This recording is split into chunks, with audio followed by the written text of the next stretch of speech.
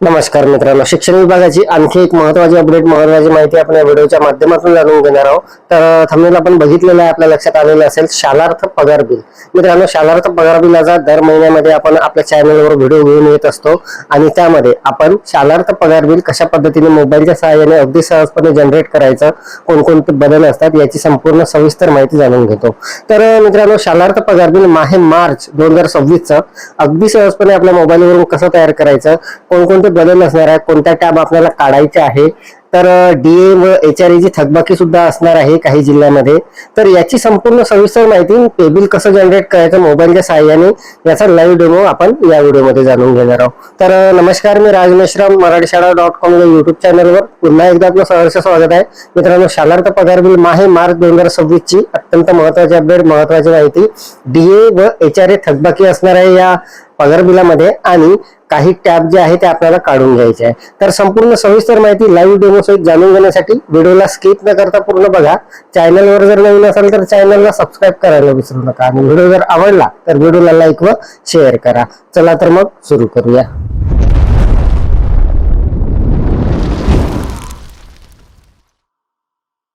शालार्थ पगार बिल माहे मार्च 2026 आता आपण आपल्या मोबाईलवरून अगदी सहजपणे जनरेट करणार आहोत. तत्पूर्वी काही महत्त्वाच्या सूचना मित्रांनो, हे जे पगार बिल जनरेट करायचं आहे यामध्ये काही महत्त्वाचे बदल असणार आहे.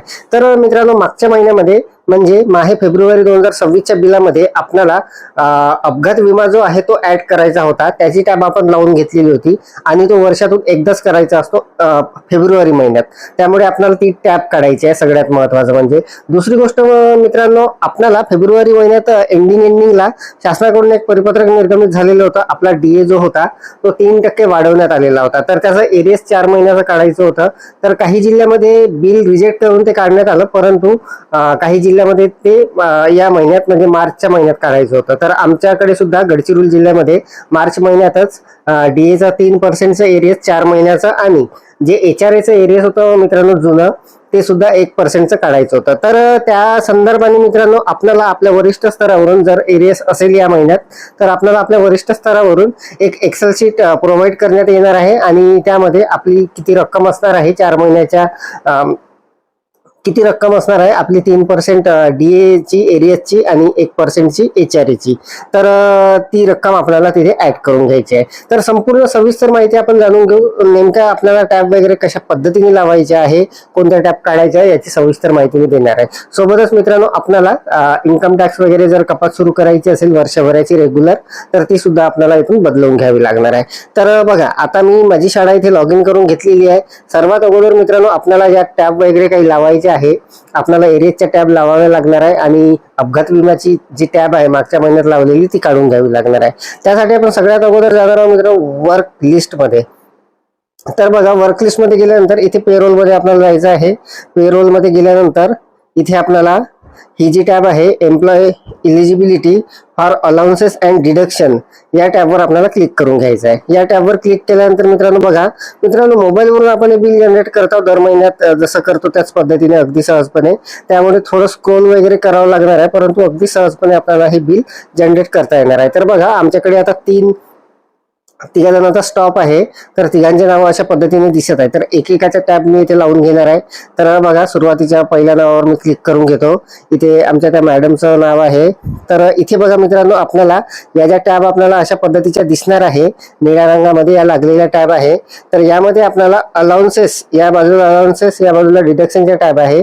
तर इथे मित्रांनो आता डीए एरियसची टॅब मी लावून घेतो, म्हणजे त्याला टिक करून घेतो आणि एचआरए एरियसची सुद्धा टॅब जे आहे ते टिक करून घेणार आहे. तर अशा पद्धतीने या टॅब आपल्याला टिक करायचे आहे.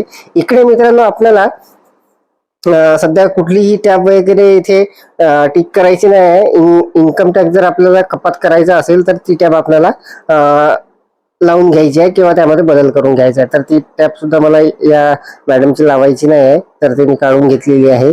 तर बघा, अशा पद्धतीने आता टॅब ज्या लावायच्या होत्या, काढायच्या होत्या, त्या काढून घेतलेल्या आहे. आणि सगळ्यात महत्त्वाचं मित्रांनो, ग्रुप ऍक्सिडेंटल इन्शुरन्स म्हणजे अपघात विम्याची ही जी टॅब आहे हे सुद्धा आपल्याला आठवणीने काढून घ्यायची आहे. तर आपले 531 रुपये या महिन्यात सुद्धा कपात होणार. तर बघा, सर्व टॅब काढून लावून झालेले आहे. याला मी सेव्ह करून घेतो. सेव्ह केल्यानंतर एक कन्फर्मेशन येणार आहे, याला ओके करायचं आहे. ओके केल्यानंतर या ज्या टॅब आहे त्या लागलेल्या आहे, तर याला सिम्पली ओके करून घ्यायचं आहे आणि इथून आपल्याला क्लोज करायचं आहे. क्लोज केल्यानंतर परत जुना इंटरफेस आपल्या समोर येणार आहे आणि त्यानंतर दुसऱ्या शिक्षकाचं त्याच पद्धतीने आपल्याला टॅब ज्या आहे त्या लावून घ्याव्या लागणार आहे. आता दुसऱ्या शिक्षकाचे टॅब लावून घेतो. इथे आता आमच्या मुख्याध्यापकाचं नाव आहे सेकंड नंबरवर, त्यांना सुद्धा त्या टॅब ज्या आहे त्या लावाव्या लागणार आहे. तर इथे बघा DA एरियस आणि HRA एरियस हे टॅब मी लावून घेणार आहे आणि इकडे इन्कम टॅक्सची टॅब त्यांची कपात करायची आहे, तर त्यामुळे ते ठेवणार आहे तशीच. तर अशा पद्धतीने मित्रांनो बघा NPS वाल्याच्या काही दुसऱ्या टॅब असतात त्या सुद्धा आपल्याला बरोबर चेक करून घ्यायच्या. तर याला सुद्धा मी सेव्ह करून घेतो. ओके, त्यानंतर इथून क्लोज करतो याला आणि परत आता माझं नाव आहे तिसरं, याला क्लिक करतो आणि इथून माझ्या सुद्धा टॅब मी लावून घेणार आहे. तर DA एरियस आणि HRA एरियस हे महत्वाचे टॅब अलाउन्सेस मध्ये लावायचे आहे आणि इकडे डिडक्शन मध्ये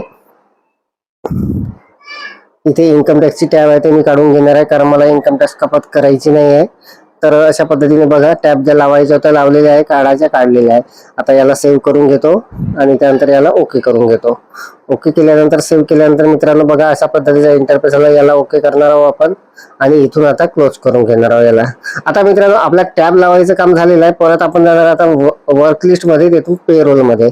पेरोल मध्ये गेल्यानंतर मित्रांनो आता आपल्याला जे काही एरियसची रक्कम आहे ते ऍड करावी लागणार आहे. तर आपल्याला एका कागदावर तो डाटा तयार करून घ्यायचा आहे, त्या रक्कम लिहून घ्यायच्या आहे जर आपल्याला या एरियस वगैरे या महिन्यात असेल तर बघा आमच्याकडे 3% DA एरियस आहे आणि 1% HRA एरियस आहे.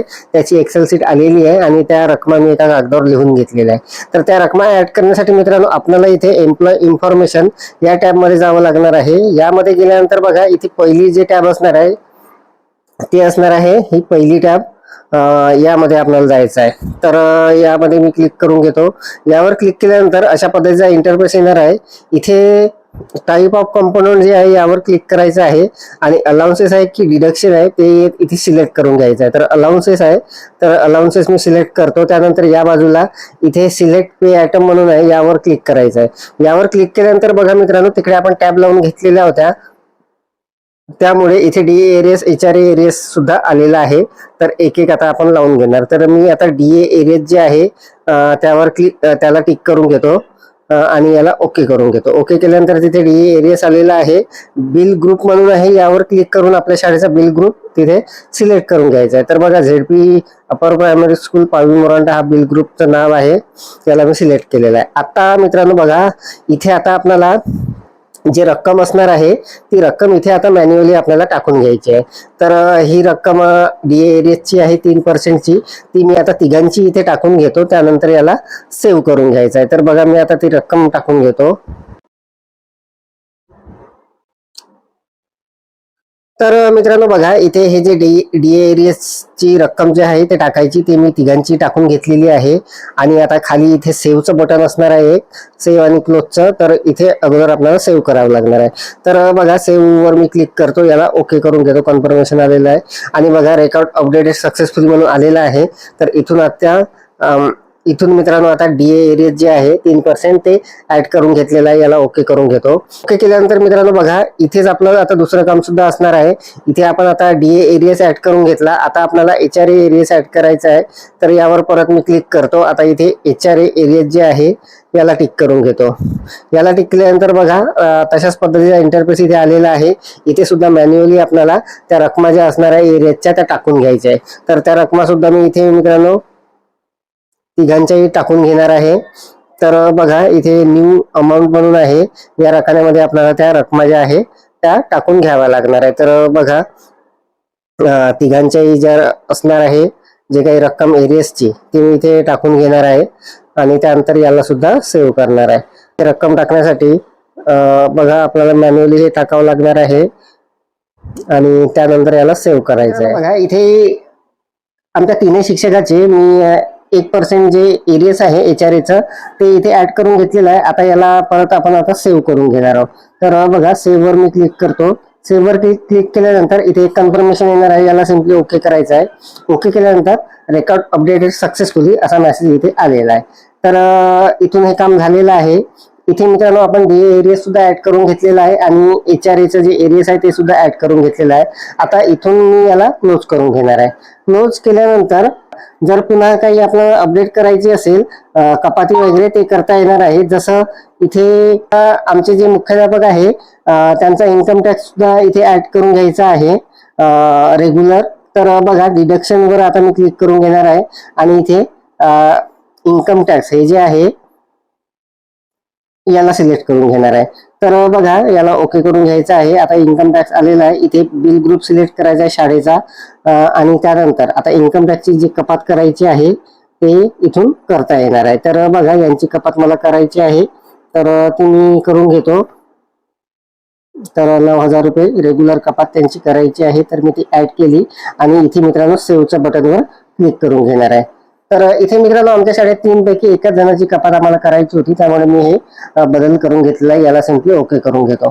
तर मित्रांनो ज्या काही टॅब लावायच्या होत्या, ज्या काही बदल करायचे होते, ज्या काही रकमा वगैरे टाकायच्या होत्या, ऍड करायच्या होत्या, त्या सर्व करून झालेल्या आहे. इथून याला मी क्लोज करतो आणि आता आपण बिल बनवण्यासाठी एकदम आपलं सर्व काम रेडी आहे. तर बघा आता बिल कसं बनवायचं आपल्याला माहित आहे. तर सगळ्यात अगोदर आपण जाणार आहोत वर्कलिस्ट मध्ये. वर्कलिस्ट मध्ये गेल्यानंतर मित्रांनो इथे पेरोल वर आपल्याला क्लिक करायचं आहे आणि त्यानंतर इथे खाली आपल्याला एक टॅब मिळणार आहे पेरोल जनरेशन व्ह्यू म्हणून. याला सिंपली क्लिक करून घ्यायचं आहे. याला क्लिक केल्यानंतर मित्रांनो बघा जनरेट रिजनरेट पे बिल ही जी टॅब असणार आहे याला क्लिक करायचं आहे सुरुवातीला. याला मी क्लिक करून घेतो. याला क्लिक केल्यानंतर अशा पद्धतीचा इंटरफेस आपल्या समोर येणार आहे. मोबाईलवरून अगदी सहजपणे आपलं हे काम होत आहे. तर बघा हा इंटरफेस आल्यानंतर इथे वर्ष दिसणार आहे आपल्याला. इकडे आपल्याला मंथ जे आहे ते सिलेक्ट करून घ्यायचं आहे. तर आपल्याला ज्या महिन्याचं बिल बनवायचं आहे तो महिना इथे शेवटी असणार आहे. इथे बघा मार्च आपल्याला दिसत आहे.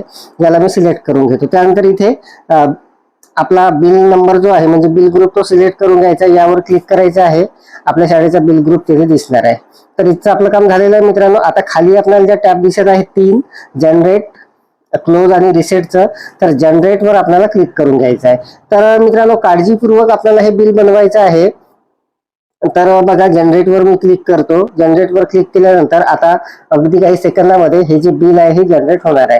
तर दर महिन्याला मित्रांनो आपण शालार्थ पगार बिलाचा व्हिडिओ बघत असतो आपल्या चॅनलवर. तर या महिन्याचा हा व्हिडिओ आहे आणि अत्यंत महत्वाचे जे बदल आहे ते आपण आता इथे करून घेतलेले आहे. तर बघा इथे मेसेज आलेला आहे change statement and pay bill generated successfully म्हणून. याला सिंपली ओके करणार आपण आणि आपलं बिल जे आहे ते जनरेट झालेलं आहे. तर अशा पद्धतीने ते दिसणार आहे. तर मित्रांनो आपल्याला हे बिल जे आहे ते फॉरवर्ड करायचं असते. फॉरवर्ड कसं करायचं आपल्याला माहित आहे. तत्पूर्वी आपण हे जे बिल आहे चेक करून घेणार आहोत बरोबर आहे का. तर बघा रिपोर्टवर मी क्लिक करतो. ऑल रिपोर्ट मध्ये जातो आणि त्यानंतर इथे अशा पद्धतीचा इंटरफेस येणार आहे. बिल डिस्क्रिप्शन यावर क्लिक करायचं आहे. आपल्या शाळेचा ग्रुप सिलेक्ट करायचा आहे आणि इथे शो रिपोर्ट जे आहे यावर आपण क्लिक करून घेणार आहोत. यावर क्लिक केल्यानंतर हा एक नवीन इंटरफेस आपल्या समोर येणार आहे. इथे मेन रिपोर्ट जे आहे याला टिक करून घ्यायचं आहे. याला टिक केल्यानंतर त्यामध्ये काही सब रिपोर्ट आपल्याला दिसणार आहे. त्यामधली इनर जे आहे सेकंड यावर आपल्याला क्लिक करायचं आहे. यामध्ये सर्व आपल्या कपाती वगैरे ज्या असणार आहे शासकीय त्या सर्व आपल्याला इथे दिसणार आहे. तर जे काही आपण बदल केले मित्रांनो ते सर्व आपल्याला इथे बरोबर दिसत आहे का ते पाहून घ्यायचं आहे. तर बघा इथे तिघांचे पे बिल जनरेट झालेले आहे अगदी सहजपणे आणि सर्व जे काही एरियास वगैरे इथे ऍड करायचे होते ते सुद्धा अगदी व्यवस्थित इथे ऍड झालेले आहे. तर अगदी सहजपणे मित्रांनो आपण एक बिल बनवून घेतलेलं आहे आपल्या मोबाईलच्या सहाय्याने आणि सर्व रकमा ज्या आहे त्या बरोबर आहे. ज्या काही कपाती करायच्या होत्या सूचनेनुसार त्या सर्व आपण करून घेतलेल्या आहे. तर अशा पद्धतीने मित्रांनो आपल्याला हे जे शालार्थ पगार बिल मार्च 2026 कशा पद्धतीने तयार करायचं. जर आपल्या जिल्ह्यामध्ये मित्रांनो HRA आणि DAचा जर एरियस या महिन्यामध्ये जर टाकत असेल तर कशा पद्धतीने टाकायचं आहे याची सुद्धा माहिती आपण जाणून घेतली. कोणत्या टॅब आपल्याला काढायचे आहे मित्रांनो. अपघात विम्याची टॅब आपल्याला अगदी आठवणीने काळजीपूर्वक काढून घ्यायची आहे. कारण वर्षातून एकदा म्हणजे फक्त फेब्रुवारी महिन्यामध्ये तो जे विम्याची रक्कम आहे ते कपात करायची असते. तर अत्यंत महत्वाची अपडेट महत्वाची माहिती शालार्थ पगार बिल आहे मार्च 2026 ची आपण जाणून घेतली. अपेक्षा आपल्याला माहिती समजलेली असेल, व्हिडिओ आवडलेला असेल. मित्रांनो अगदी सहजपणे आपण आपल्या मोबाईलच्या सहाय्याने हे जे बिल आहे हे तयार करून घेतलेलं आहे. तर या व्हिडिओमध्ये एवढाच. व्हिडिओ जर आवडलेला असेल तर व्हिडिओला लाईक करा, शेअर करा आणि माझ्या मराठीशाळा.com या युट्यूब चॅनलवर जर नवीन असाल तर चॅनलला सबस्क्राईब करायला विसरू नका. पुन्हा भेटू असंच एका नवीन माहितीसह नवीन अपडेट्ससह. तोपर्यंत धन्यवाद.